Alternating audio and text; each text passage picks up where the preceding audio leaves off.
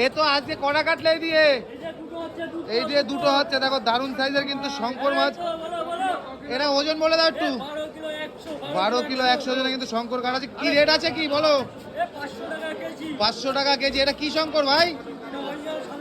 Original সাদা শঙ্কর। এটা সবচেয়ে খেতে ভালো হয় তাই তো? শঙ্কর মাছ হয় 4 রকম, তার মধ্যে এটা সাদা শঙ্কর, এটা স্পেশাল। আচ্ছা তাই তো। চিত্রা শঙ্কর নেই তো আজকে, তাই তো? না চিত্রা শঙ্কর নেই। আরে কাটো কাটো ভাই কাটো। আর বলছি কি, আমার একটু ফ্রিতে মাছ দাও না? ফ্রিতে একটু মাছ দিবা? ওই মালটা দিও। দেখো দারুণ সাইজের কিন্তু শঙ্কর মাছ। আর ওজনটা আরেকবার একটু বলে দাও। 12 কিলো 400 ওজনে কিন্তু শঙ্কর মাছ কাটছে সুমন ভাই। কাটা কিন্তু মাত্র 500 টাকা কাটা।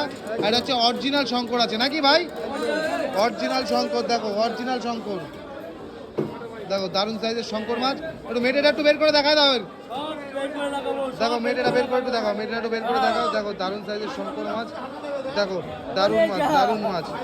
দেখো দেখো দারুণ দারুণ। এটা হচ্ছে মাছের লাইজা কিন্তু বন্ধুরা দেখাতে পাচ্ছি। মাছ কি কালার?